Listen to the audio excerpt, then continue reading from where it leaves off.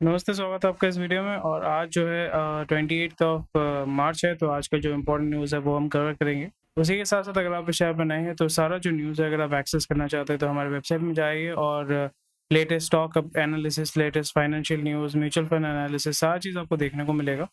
और जो भी इम्पोर्टेंट न्यूज़ है वो हम कवर करते हैं बहुत ही सिंपल भाषा में, ताकि आपको ये समझ में आए।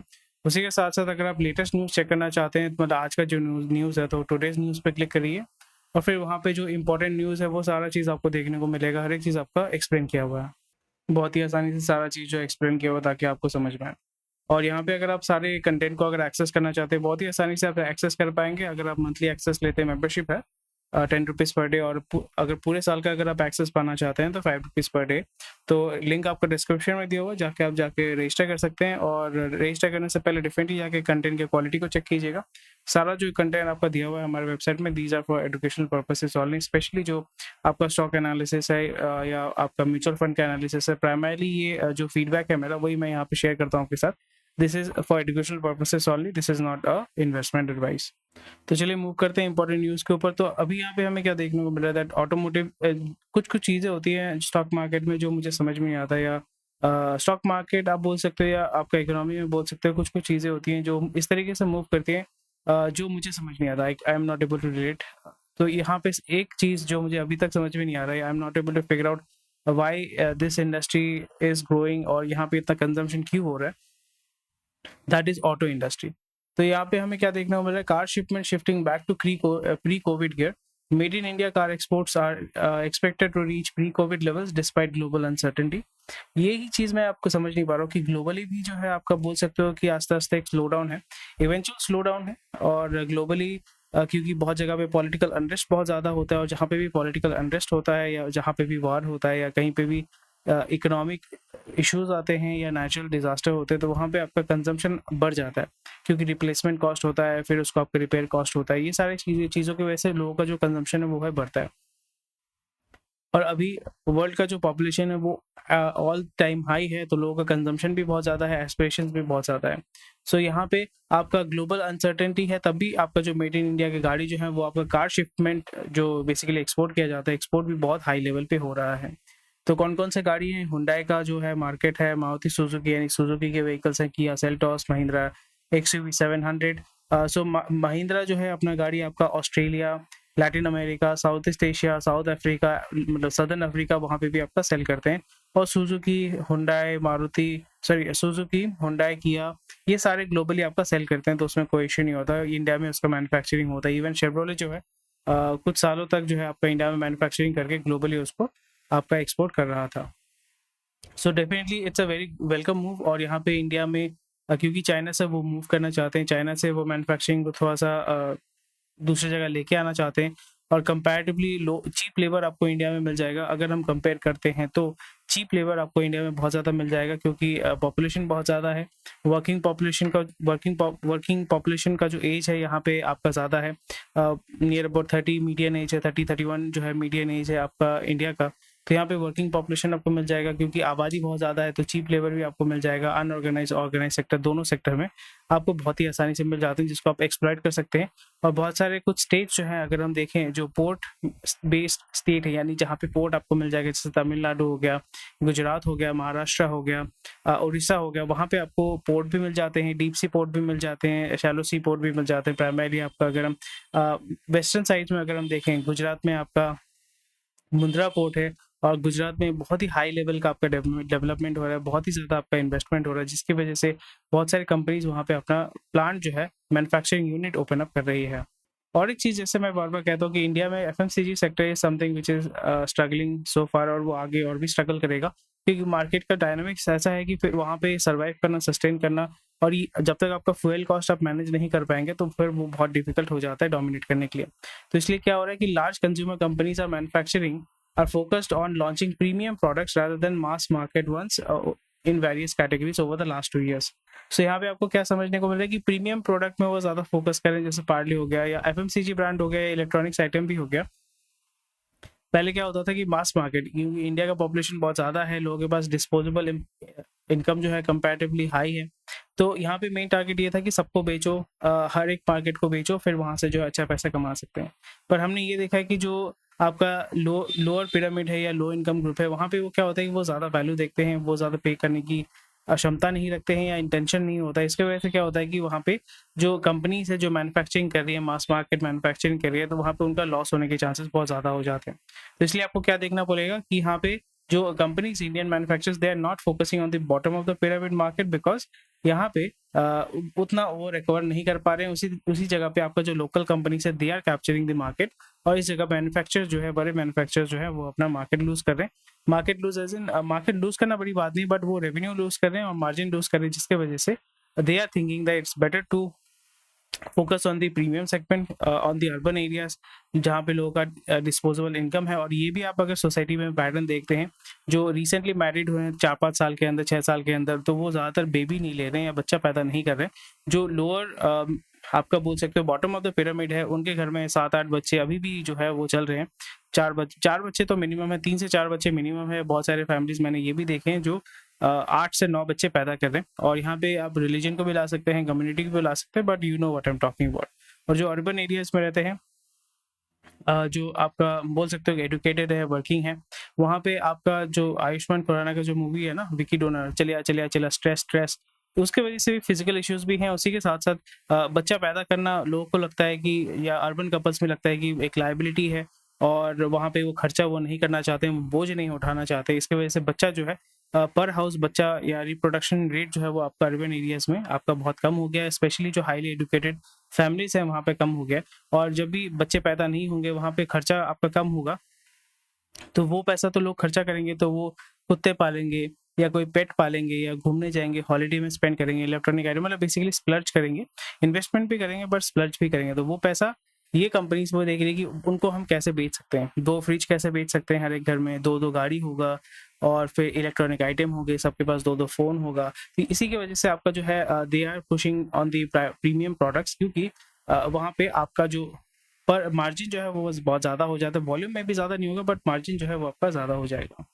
सेंटर जो है 7.5 लाख करोड़ जो है फर्स्ट हाफ में आपका बोरो करेगा। Financial year 25 ice 12,000 crore by green bond. तो गवर्नमेंट जो है पैसा उठाने वाली है, फिर भी डिसेंट है, 7.5 लाख करोड़ तो मतलब कम ही है। और 14 लाख करोड़ जो है आपका first half, which is 53% of the full year target of 14.13 lakh crore. और यहाँ पे 12,000 करोड़ जो है वो ग्रीन बॉन्ड के माध्यम से वो उठाने वाले हैं। तो ये पैसा डेफिनेटली जो पैसा उठा रहे हैं, तो वेलफेयर स्कीम्स और अलग-अलग स्कीम्स में जो है वो इन्वेस्ट होने वाला है। स्पेशली जो ग्रीन बॉन्ड है वो अलग-अलग जो आपका फॉर एग्जांपल रिन्यूएबल एनर्जी या आपका सोलर पैनल, यहाँ पे एसओपी के माध्यम से, SOP as in not standard operating procedure, SOPs के माध्यम से, सब्सिडी के माध्यम से, पीएलआई स्कीम के माध्यम से ये आपको इकोनॉमी में पुश किया जाएगा। Definitely it will show that जो गवर्नमेंट, यानी इंडिया में जितने भी सारे जो ज़्यादा बड़े-बड़े प्रोजेक्ट्स होते हैं, most of them are funded by the government और taken initiative, the initiative has been taken by the government, so something which you can look forward to. RIL जो है आपका 4% ऊपर की तरफ भागा है, क्योंकि गोल्डमैन सैक्स ने आपका बोला है कि ये आपका टारगेट जो है उन्होंने रेज़ किया हुआ है। आरआईएल अगर 4% ग्रो करता है तो पूरे इंडेक्स को ऊपर की तरफ लेके जाता है। इसलिए आपने देखा कि कल जो है इंडेक्स ऊपर की तरफ भागा था, और आज भी जो है इंडेक्स ऊपर की तरफ भाग रहा है।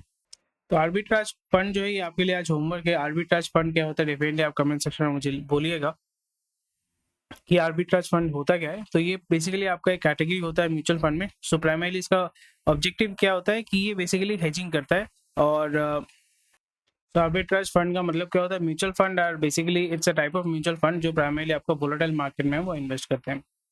So one type of mutual fund is arbitrage fund, which aims to buy and sell securities in different markets. This allow individuals to profit from any slight price difference. Basically यहाँ पे hedging करते हैं। hedging करते हैं कि for example कोई अगर market जो है या कोई भी इंडेक्स जो ऊपर की तरफ भाग रहा है, दूसरा जो है वो नीचे की तरफ आ रहा है, तो उसी जगह पे they are investing in different segments, ताकि जो प्राइस डिफरेंस होता है तो रिस्क मिनिमाइज करने के लिए और प्राइस डिफरेंस जो है वहाँ पे वो मोनेटाइज करने के लिए, बेसिकली उसको कैप्चर करने के लिए, this really helps a lot. So arbitrage funds can be a good choice for investors who want to profit from volatile market without taking too much risk.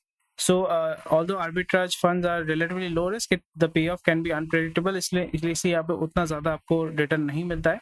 और यहाँ पे जो टैक्सेशन है that is near about similar to equity funds. So markets are quite volatile. आप देख रहे हैं markets are volatile, कुछ-कुछ चीज़ें जो हैं, कुछ-कुछ सेगमेंट, कुछ-कुछ इंडाइसेस इस तरीके से मूव कर रहे हैं which really doesn't make sense, at least to me it doesn't really make sense. तो यहाँ पे बहुत सारे जो बड़े इन्वेस्टर्स हैं या आपके फैमिली ऑफिसेस हैं, they are trying to figure out कि where we can invest our money into the mutual fund, और इसलिए आपका आर्बिट्राज म्यूचुअल फंड में पैसा बहुत ज़्यादा आ रहा है। नियर अबाउट 80,000 करोड़ यहाँ पे आपका अभी तक आ चुका है over the past year, and that money is flowing into the segment which shows that people are interested, especially people who want to make money in the volatile market, but they do not want to take so much of risk. Axis के जो client है वहाँ पे आपका credit card fraud के शिकार हो चुके हैं। सो एक्सिस बैंक में ये हो रहा है, ये बहुत ही बड़ा एक कंसर्न है। सो मोस्ट प्रोबेबली आरबीआई इनके पीछे लग सकता है और इनके ऊपर पेनल्टी भी लगाई जा सकती है। So this is a very big breach, so definitely it will create a lot of negative sentiment for this bank. RBI gives NBFC a breather on AIF। AIF का मतलब होता है ऑल्टरनेटिव इन्वेस्टमेंट फंड, NBFC का मतलब होता है आपका क्या होता है, non banking financial companies. Oil के दाम आपका गिर रहे हैं क्योंकि यूएस में स्टॉक पाइल बहुत ज़्यादा हो चुका है, तो यहाँ पे डिमांड नहीं है। डिमांड अगर नहीं है, सप्लाई ज़्यादा है, तो फिर प्राइसेस गिरेंगे। और ब्रेंट क्रूड जो होता है बेसिकली इट्स एन इंडेक्स, बोल सकते हो कि एक स्टैंडर्ड है, तो वहाँ पे आपका प्राइसेस जो है वो नीचे की तरफ गिरा है। तो इससे बहुत अच्छी बात है क्योंकि यहाँ पे फ्यूचर ऑप्शंस की बातें होती है, फ्यूचर कॉन्ट्रैक्ट्स होते हैं, तो उस जगह पे definitely Indian companies can buy a lot of oil eight cheaper prices, और फिर वो 1 महीने बाद या 2 महीने बाद जब भी उसका सप्लाई होगा तो फिर वो इंडिया में आएगा, तो सस्ते में वो उसको परचेज कर पाएंगे। इंडिया सीमेंट जो है आपका 750 करोड़ एनसीडी के माध्यम से, यानी सॉरी बॉन्ड के माध्यम से वो रेज करने वाला है। इंडिया सीमेंट जो आपका चेन्नई सुपर किंग के ओनर है और ये आपका चेन्नई बेस्ड कंपनी है। सो नियर अबाउट ये कितना 750 करोड़ रुपए बॉन्ड के माध्यम से उठाएंगे, और इन्होंने आईसीआई बैंक और ईवाई को अरेंज किया है। उनको बोला है कि भाई आप अरेंज कीजिए, लेंडर के साथ बातचीत कीजिए, और जो प्राइवेट क्रेडिट फंड्स हैं वहां से जो है पैसा उठा के हमें जुगाड़ करके दीजिए।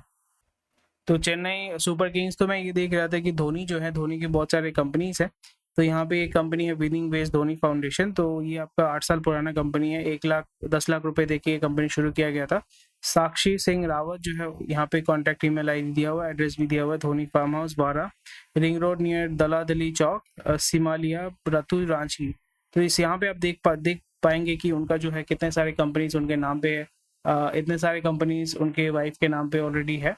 So these are companies which have started from 2013, 14, 16, 21, 22, 16, 20। So ये सारी चीज़ें हैं, तो आप फिगर आउट कर सकते हैं। एक्चुअली सारा जो एमसीए का जो डेटा होता है वो पब्लिक डोमेन में रहता है, तो वो आप यहाँ पे जाके चेक कर सकते हैं। सो एनसीडी सॉरी बॉन्ड के माध्यम से इंडिया सीमेंट्स जो है वो पैसा उठा रहे हैं। डेफिनेटली वर्किंग कैपिटल होगा, डेट रिपेमेंट होगा, डेट फाइनेंसिंग होगा। सो टिपिकली पैसा उठाया जाता है और यहाँ पे आपका फिक्स कूपन रेट आपका दिया जाता है, यानी आपका रिटर्न आपको दिया जाएगा। पिरामल कैपिटल यहाँ पे गोल्ड लोन और माइक्रो बिजनेस लोन्स वो ऐड करेगा। गोल्ड लोन प्राइमरीली जो स्मॉल स्केल लोन्स होते हैं, स्मॉल अमाउंट लोन्स होते हैं, वहाँ पे gold up to 2 lakh rupees 5 lakh rupees तक जो है गोल्ड लोन और माइक्रो फाइनेंस जो है अभी मार्केट अब बहुत अच्छा ग्रो कर रहा है, और इसका जो ग्रोथ है इंडिया में बहुत ज़्यादा है as I mentioned earlier, but यहाँ पे एनपीए होने के चांसेस बहुत ज़्यादा हो जाते हैं। So definitely a lot of banking sectors are looking to get into this, especially जो एनबीएफसी हैं वो इस सेक्टर में आएंगे और ये आस्ते आस्ते वो ग्रो करेगा। So Piramal capital is looking to get into this. March gold का जो इम्पोर्ट है it is going to drop 90% as prices are like all time high है। गोल्ड का price all time high, stock market भी all time है, which is typically वो inversely proportional होता है, बट यहाँ पे डायरेक्टली प्रोपोर्शनल हो गया है। सो अभी मार्केट में समझ नहीं आ रहा है कि मार्केट नीचे जाएगा, ऊपर जाएगा, मंदी है, क्या है, चांदी है, समझ नहीं आ रहा है।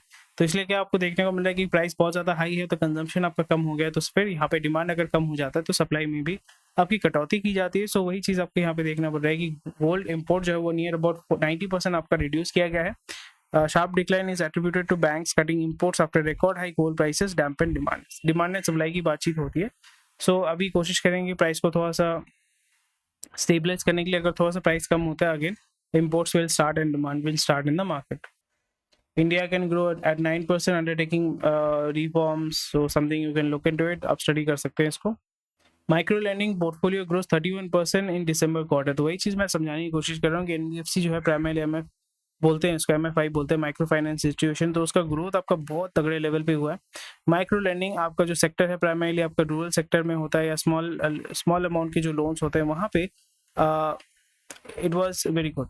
The loans not serviced for over 30 days were at 2%, and not serviced for 90 days were stable at 0.9%.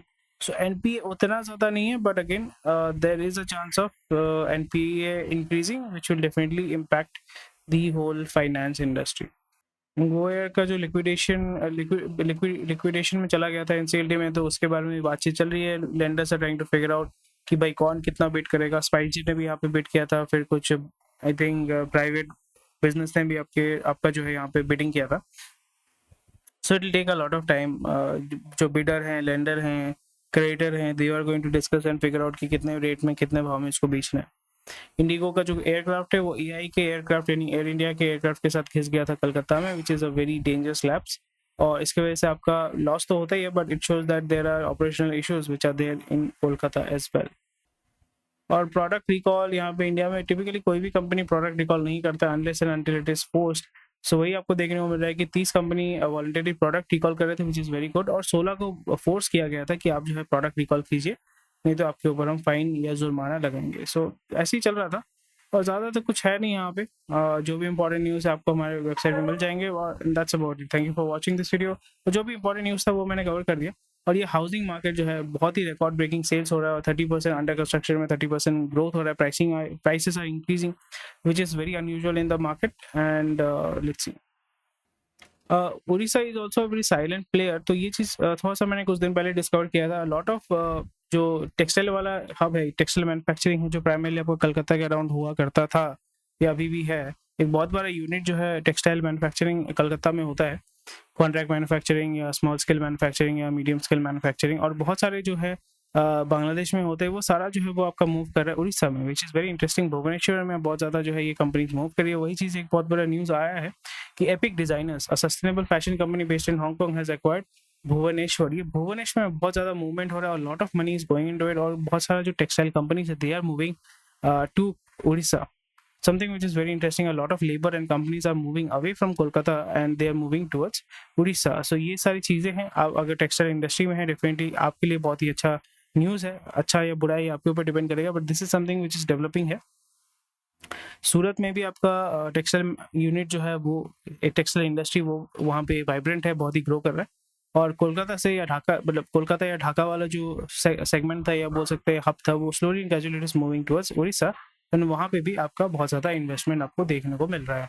And that's about it for today. Thank you for watching this video. कोई भी क्वेश्चन, कोई कमेंट सेक्शन में मुझे बता सकते हैं। हमारे website पे डेफिनेटली जाइए और रेगुलर अपडेट्स, जो न्यूज़ अपडेट्स है वो पाइए। और सारा जो न्यूज़ आप जाके चेक कर सकते हैं। मेंबरशिप आप देख पा रहे हैं कि 10 रुपीज़ पर डे अगर मंथली लेते हैं, 5 रुपीज़ पर डे अगर आप ईयरली लेते हैं। So thank you for watching this video. कोई भी क्वेश्चन, कोई कमेंट सेक्शन में बता सकते हैं। व्हाट्सएप ग्रुप के साथ जुड़िए, और व्हाट्सएप चैनल के साथ जुड़िए, टेलीग्राम ग्रुप के साथ जुड़िए। टेक केयर, बाय बाय, जय हिंद। सारा लिंक आपका डिस्क्रिप्शन में दिया हुआ है।